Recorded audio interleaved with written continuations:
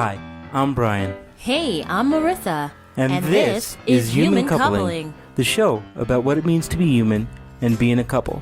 So whether you're married, divorced, dating, or don't know where you land, we're here to help. Hey everyone, it's Merisa. Welcome to another episode of Human Coupling Podcast. Hi, Brian. Hey there, Marissa. How are you? How's everybody out there in podcast land tonight? Hopefully they're happy as all heck because guess what? We're back, we're ready, we're doing the damn thing. Yeah, it's been a couple of weeks, but we're back and we're ready to go, and right around the start of the holidays, too, which is always fun. Exactly. We've dusted off the cobwebs off of these mics, and we're doing it again. Yeah, I'm just so glad to be up and running and doing this wonderful thing with you tonight. All right, now that we've kissed your ass and you've welcomed us back, let's talk about exercise, working out. Oh my goodness. Everybody hates that word. No, this is what people want to hear when they're about to eat turkey. Shut up. This is true. Very good. It's very true. This is a very good topic because guess what, people? We're going to guilt you into maybe exercising the day after Thanksgiving. Maybe, but probably not. Okay, There's so many good leftovers, man. No, see, we're guilting people into working out because we're going to tell them all the wonderful things we do together as a wonderful couple. We work out and exercise and we eat right and we're vegetarians and you already hate us at the end of the sentence, right? Yeah, they're going to be throwing their respective devices out the window, never logging on to our page. We might have just signed our death warrant Yeah, here. just like shut these fools off. They're telling me to exercise and I'm about to eat like excessive amounts of food just for the joy and pleasures of the holidays. I know, right? And to deal with my family. Don't forget that part. It's therapy. Oh, yeah, it's true, because that's the one time of year where everybody comes out of the woodwork, from mom to dad to granddad to crazy Uncle Jerry. Everybody shows up. Overeating is therapy. Duh. Yeah, it is, Yes. If you fall into a turkey coma, you can deal with people talking at you. That's right. What does grandma do when you don't feel well? Feeds the cold with a piece of turkey or stuffing, right? Or whatever respective foods you enjoy for this holiday, people. Exactly. So yeah, let's talk about working out and all the good stuff that we do because sometimes we're preachy health nuts and yeah, right now we're doing that. And you know what? Because this is our forum, you guys have to deal with it, so there. Oh yeah, preachy health nut in the house. So let's do this, Brian. You start because you know what? You're probably the one that they want to know, like, oh my God, like, didn't he say he was a wheelchair user? And like, so like, how is he going to go to the gym and do stuff? Like, how does that happen? Yeah, it's kind of funny. When you say you have a disability, people think, hey, you guys probably just sit on your ass all day and, just get things done for you, right? Maybe, I don't know, but let's keep it real, son. What do you do to get your burn on? I mean, I've always been an athlete of some kind. Brian, tell them about your wonderful cool guy history.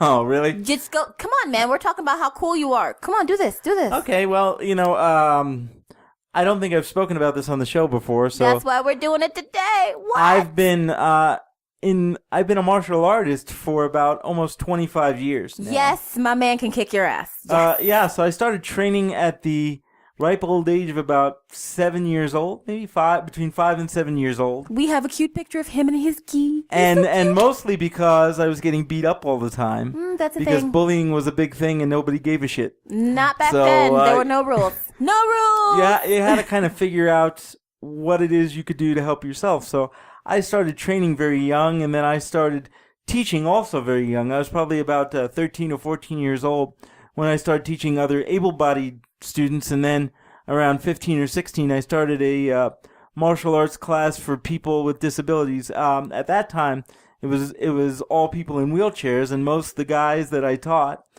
lived in rough neighborhoods, and in those rough neighborhoods, guess who was the victim of robberies oftentimes were people in wheelchairs. Mm-hmm. So I taught them how to defend themselves. We even turned pieces of wheelchairs, manual wheelchairs, i.e. clothing guards and things, into usable weapons that you could stab and hurt people with.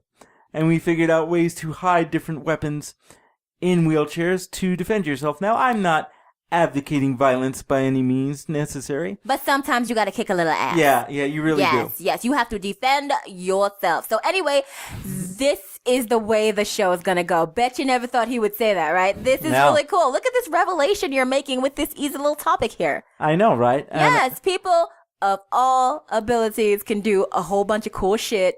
You just have to sit down and get to know someone. Well, then about 10 or 12 years ago, when I was training on my third form of martial arts, and I started fighting in the ring and things, and I got hit a little too hard. I said, gee, I'm 25, and at 25, that's super old for a martial artist. And I said, I don't heal as well as I used to, so I don't want to do this anymore. So I stopped doing it because it hurt too much.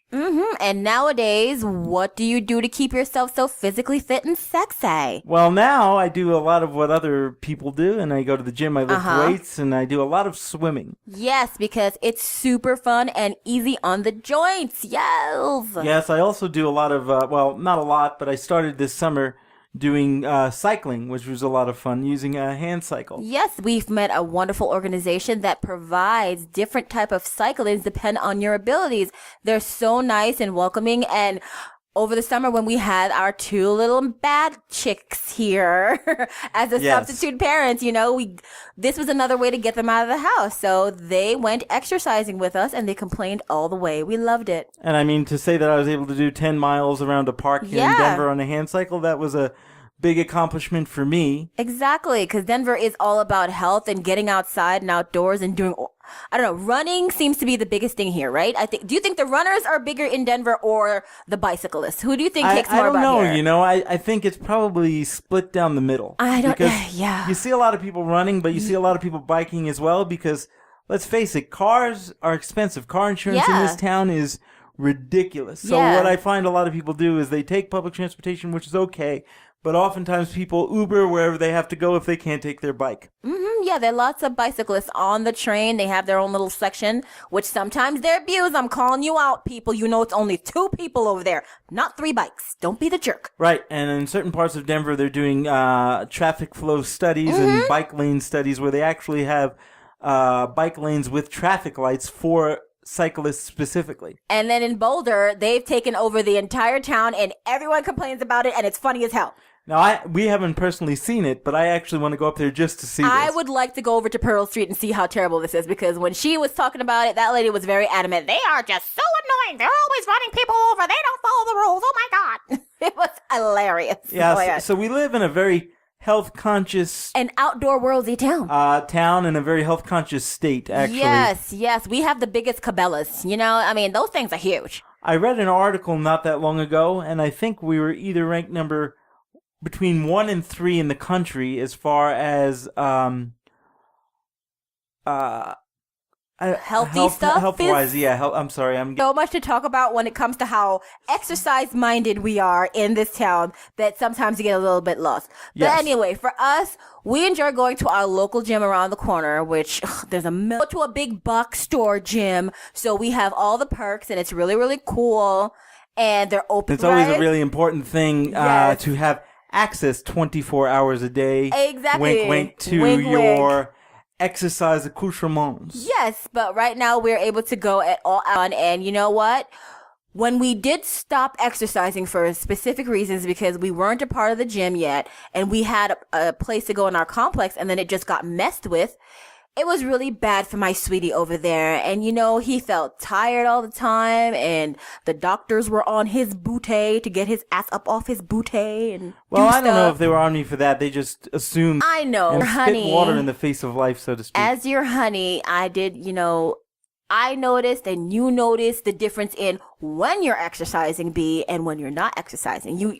You get in you dramatically. Come on now. Don't pretend. Oh, there's no doubt about it that you're old, whether you're overweight, whether you're physically fit or somewhere in between like most of us, that there's definitely a change in your body. There's a change in your mood. There's a change in your attitude. There's a change in your eating habits. Hopefully, there's definitely a change in the way your clothing fits. Oh, that's in the always energy the fun levels. part. It's a wonderful, wonderful thing. Oh, yeah. I don't get to hear him go, ugh. These fashion companies are just making clothing so freaking tight and so freaking uncomfortable nowadays. No, honey. It's because your booty is expanding and you're bloated all the time. It's not the clothes. Right. It's not the clothes. It's the person going into the clothes. That's why the clothes don't fit. So, you're going to have to take a step back and put down the Cheetos. It's okay. Well, that was a long, long time ago. No, I know that, but we're talking about this. So, as a wonderful wife, because I am in a couple with a man that I care about. Okay. Don't start that with shit. With the man that I care about, I was like, honey, I know you are live free and play hard, but we're going to have to stop eating and we're going to have to start working out because, I want to look cute and I need you to look cute too because that's how you do it.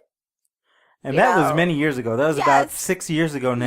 Yes. And we have been transitioning in this healthy road together now for a very long time, don't you think? I'm probably close to 100 pounds thinner than I was 6 years ago. See, there you go. This is a long journey we've been on. And that's saying a lot. And, people say, oh, that's maybe a little bit over-exaggerating. But if you actually were to look at pictures of me, oh my God, you'd be able to see it. Even if you look at his head was such a balloon. He's like, look at my neck, baby. Oh, it was. Look at my huge. neck, and I was like, dude, your neck. My face was just a circle. Okay, shut your face. Yeah,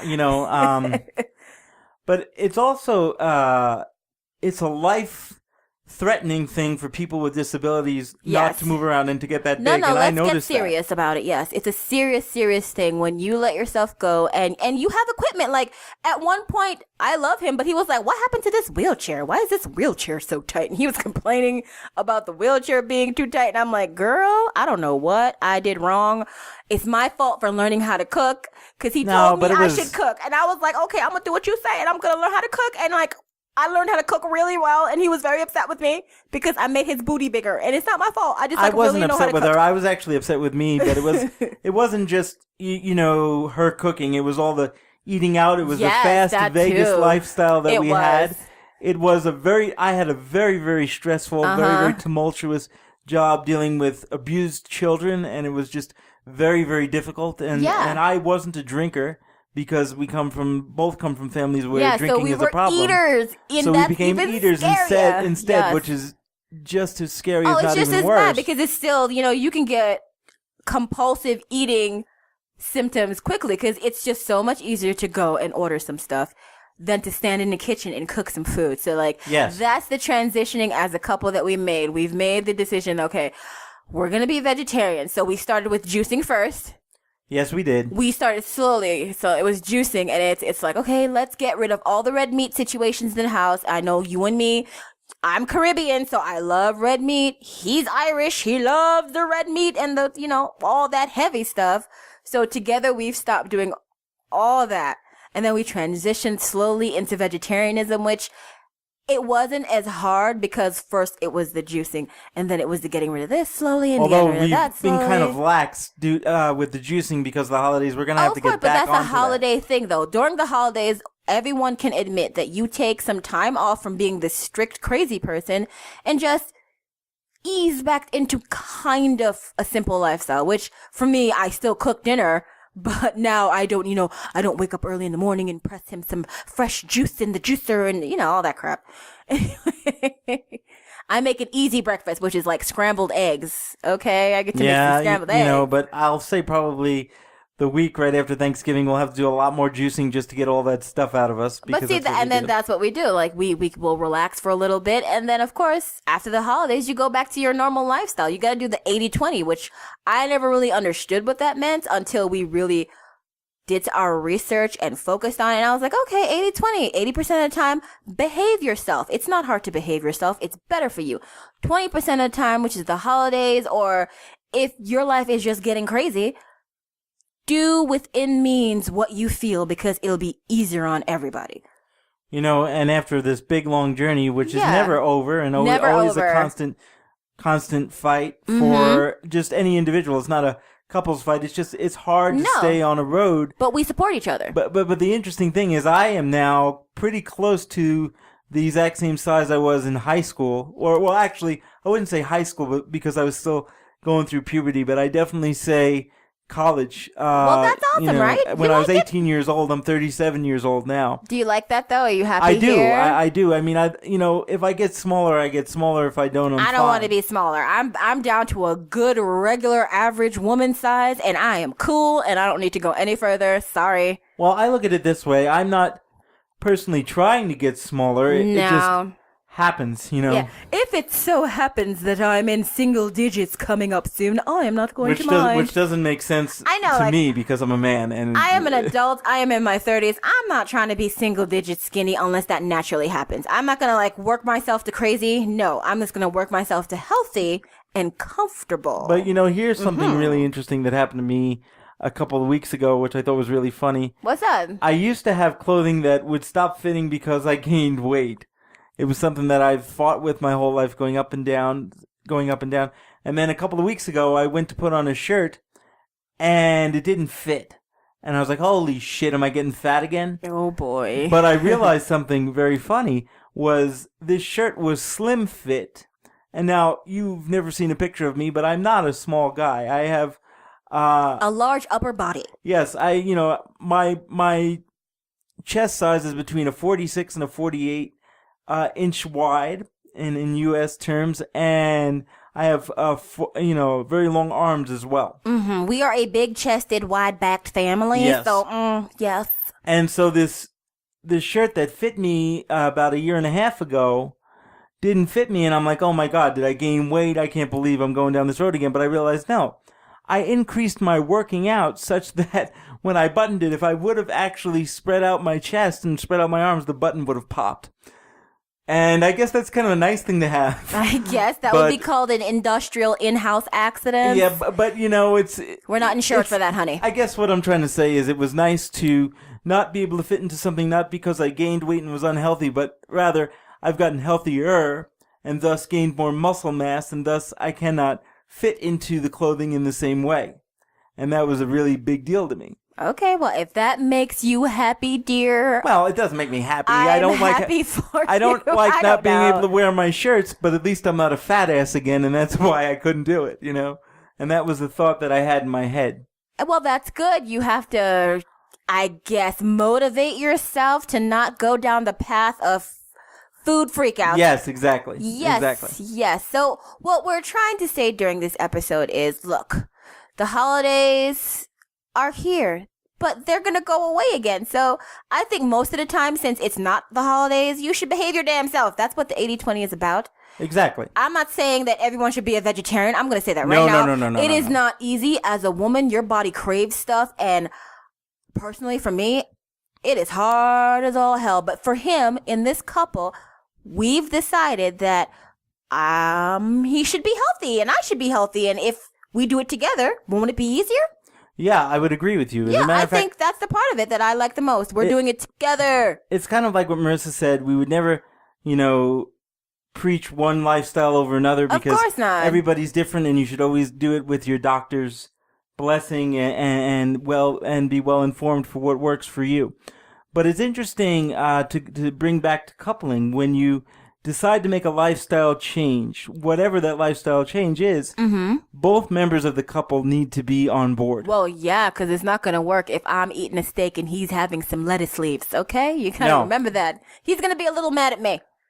It's also not going to work if one person decides to be a marathon runner where the other one says, you know what, I've been working out an athlete hard all my life and I feel like really taking it easy and mostly just sitting on the couch. That's not going to work either. Well, yeah, but hey, I did participate in the Colfax Marathon. Oh, yes, you 2016, and I have my medal on the wall because I am that badass, people. Yes. Oh, she's awesome, folks. I'm she's loving awesome. this because, when we came to Denver and just changed everything about our lifestyle and got, super serious as a couple about our health, that was the main thing about here that I loved.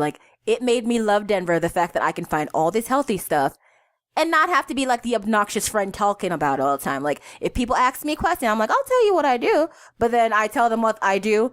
And then they look at me like, I'm not doing that. That sounds like a lot I think of work. the cool thing, though, is as far as health conscious people are concerned, Mm-hmm. that is the expected norm here in Colorado. Yes. And So you're not a freak. I don't know if all of Colorado, but definitely Denver and definitely Yes. Boulder, being healthy is expected. As a matter of fact, many jobs, I'm in the mental health field and thus the healthcare field, you actually Yes. have to sign waivers saying that you do not smoke, and they reserve the right to not offer a job or to That's a big thing here. to actually take away a position if they find out that you use tobacco products, assuming that you're willing to sign for the position. As a matter of fact, there is a couple of hospitals here in town that will not allow you to apply for a job if they do drug tests on you and find tobacco products of any kind in your bloodstream. I think that's super, super strict, though. Come on. I'm not saying that I agree with it. I'm just saying I know, but in my head, I'm just like, world, when I read that stuff and they're like, we don't allow this, that, and that, and a third on our campus, no smoking. I'm like, wow, it's amazing to me that people still smoke a lot, but I think it's their right. It's their business. They do what they want, and to not give you a job because you smoke, that's so rough. I don't want to be like the health conscious nutbag, you know? I don't necessarily agree with an institution telling you what you can do on your off time, but I think that's rough. On the other hand, to play devil's advocate, I do understand the fact that these particular institutions are institutions of health. Yes, and they health are. care. And therefore, you can't sit there and preach to your patients if you're going out in the back of the emergency room and smoking a cigarette. Well, wasn't that the big joke with those like propaganda films that they used to show back in the day where it still happens all the time. The kid is in the doctor's office and the doctor has his cigarette in his hand and he's going, well, Billy, you have to keep yourself healthy. You have to exercise all the time. Right. Excuse me while I take another drag of this cigarette. I agree with you. And I still see it in some institutions that I work at, where those policies aren't in place. I know. No. But I don't agree with Big Brother, so to speak, coming down on you for your health, but I understand why they do it. I do. And I like other programs that promote health that they have here. Like Silver Sneakers is really cool because it helps pay for his gym membership and then I pay. So you know what? It's half the price for us going as a couple. So there are all kinds of programs out there other than your company like forcing you to like behave yourself and not smoke cigarettes. Of course. They have different support companies that'll help you like subsidize your gym memberships or help you on the path to healthier eating. There are many companies too that actually provide a gym on the premises here. Yes. Which is really wonderful. Yes, because I know some apartment complexes, they have the gym, but it's usually like really raggedy and run down. So having access to a gym at your job, if you so inclined, instead of, going out and eating, go downstairs or wherever and go get your exercise on. I used to do that all the time. And I will tell you, getting away for an hour and punching something is therapy. All right. Yeah. It is therapy like hell. It's wonderful. So in the last few minutes of our episode here, Merisa. Yes. What are your pearls of wisdom regarding couples, exercise, health, and the relationship? Well, my only pearl of wisdom is if you're going to do it together because it's only going to work if everyone's on board.